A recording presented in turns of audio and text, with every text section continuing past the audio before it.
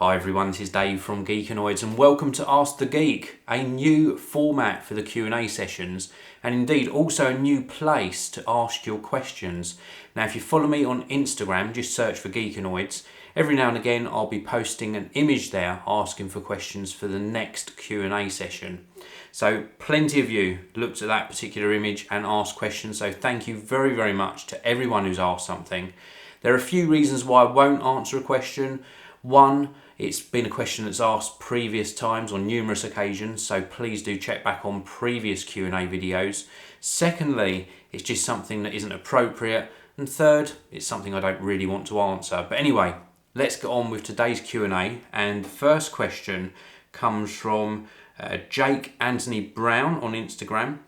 Good second monitor for a 5K iMac. Now, there are various suggestions I could make for a second monitor for any iMac or indeed a 5K iMac. And it really depends on your use case scenario. Without knowing what you're going to use your iMac for, it's really difficult for me to suggest something. The obvious choice would be an Apple Thunderbolt display. But for me, I really love my LG ultra wide screen monitor, and that's because I do video editing. It allows me to see so much of the timeline in Final Cut Pro 10 without having to scroll backwards and forwards all the time. So if you're into video editing or indeed photo editing, look at the LG ultra wide monitors. Not the entry level ones, the one with the higher 2560 by, I can't even remember the resolution now, but the higher resolution ones. Next question comes from Paul Andrew Bentley. If you could combine Windows OS and Mac OS, what features would you have?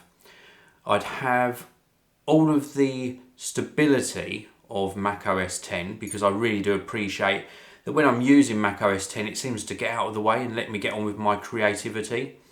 And some of the features of Windows, I do like the tiled interface, and I like the way in Windows 10 especially that they've integrated that into the start menu, and I like that it's also touch friendly as well. So I'd like to bring across some of those features into Mac OS 10. It'd be really great if Apple did introduce touch screens on their sort of laptops and desktops at some stage, because people are getting used to using touch screens all the time on their smartphones and tablets. So that's what I'd probably like to do. Next question comes from Vinay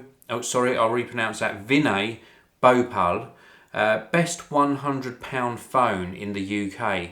Now there are a few suggestions here. Some of them are going to mean you're going over budget. Some are going to mean you're being a little bit patient. If you're looking for something for around about £100, the previous generation, so the second generation Motorola Moto G. If you can go above budget a little bit, then the latest generation, so the third gen Moto G, absolutely fantastic choice.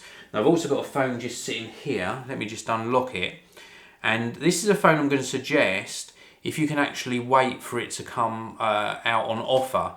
And I actually picked one of these up. This is a Nokia Lumia. So this is not branded Microsoft, it's branded Nokia still on the back. And this is a Lumia 735, and I picked this up for £109 when it was on sale. It's no longer that price, but if you keep an eye on prices on the internet, you will probably pick one up for around about that price in the future. Great little smartphone, lacking in apps a little bit. If I had to choose between this and the Motorola Moto G, I'd probably go for the Moto G if I was wanting all of the apps. But that is a great choice. Next question is from TGV1983. Hello, thank you very much for stopping by and asking a question. TGV says, fantastic pick, priceless. Thank you very much. Got so many questions. Would love some free top app recommendations for my new iPhone 6. Congratulations, you've got yourself an iPhone 6. That is awesome news. Now, with regards to suggestions for free apps, I'm going to use my own home screen to give me the suggestions. And there's really just two that I've used recently. The first one, and yes, this is a recent installation, believe it or not, on my iPhone 6, and that is the Google Photos application. I use Dropbox as well, which is also a good suggestion for a free app. And the reason I install both Dropbox and now Google Photos on here is because I take a lot of photos and a lot of video. And automatically, there's a setting you can use on both apps where you automatically back up the photos you take to Google Photos or Dropbox. And then because I use multiple devices, including my laptop and desktop, I can then gain access to these photos very, very easily.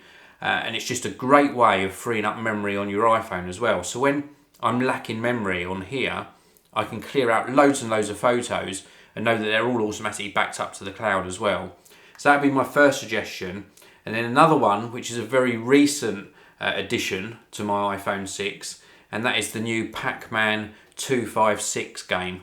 It is just great fun. If you grew up playing arcade games, which I'm sure you did, then Pac-Man 256 is absolutely fantastic.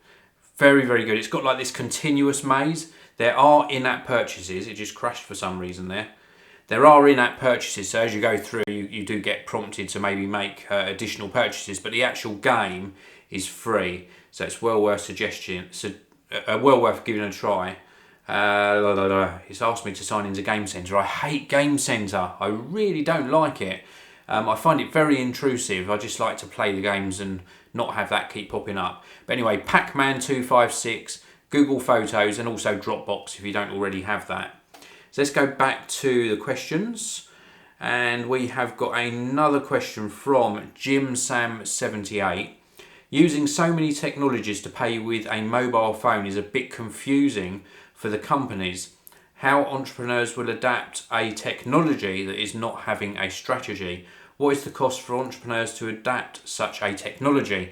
Now, I think you're referring to the fact that we've got like Samsung Pay, we've got Android Pay coming out, we've got Apple Pay, we've got various different services that are available for paying for things. And yes, it is confusing for the consumer, but I don't think any company will develop a technology that will incorporate all three, because all of these manufacturers are really going to develop competing technologies for payment systems because they want you to be loyal to their payment system. They want to make money out of your transactions, basically. So I don't think it'll ever happen, unfortunately. Anderton_12, hello Alex. My next tablet is more than likely going to be an iPad Air 2. Good choice. Don't forget there are new iPads due in October. Any recommendations on some good mobile video editors which utilise the device's screen size? Yes, and the reason I've got a good suggestion for you, and it is the obvious choice, or obvious to many, is because my son started editing some videos on an iPad this week, and that is iMovie for the iPad. So Apple's own application, I think that's your best choice, the best and most robust application for editing video on the iPad, so I'd definitely invest in that. It is a paid for app. I think it's around about £6.99. Not sure if you now get it free. I really don't know, but even if it is a paid for app, definitely worth picking up. Next question is from Tom Hardy 234. When looking to buy a smartphone at the end of a contract, would you recommend getting a really expensive top of the range smartphone that will supposedly last for years to come? So if you're on a 2-year contract, you can just get a SIM only contract for however long, or would you advise getting a standard smartphone and upgrading it every 24 months after each contract has expired? I know the rate in which smartphones are released is quick, therefore would getting a top of the range device be a bad idea, as it would potentially become outdated after 24 months or so? Now that is a really good question. It's very difficult to quantify as well, because it depends on your budget and what you're willing to pay on a smartphone. Now in the UK, we're tied normally, not always, but normally to a 2-year or 24-month contract. You can get 18-month contracts. If you shop around, you can get 12-month contracts. In other countries, it's normally exactly the same. And it really depends on what your budget is and whether you're willing to pay that continual payment. Now, if the only way of you getting a smartphone is to get it free of charge on a 2-year contract, then I would base your choice on 1, what you can afford paying monthly, and 2, what sort of data allowance you get, because more and more smartphones like these use up more and more data. So I would go for something obviously that fits within your budget, and maybe a mid-range to high-end smartphone, but do take into account that normally people are looking to change their smartphones every year when a new model comes out.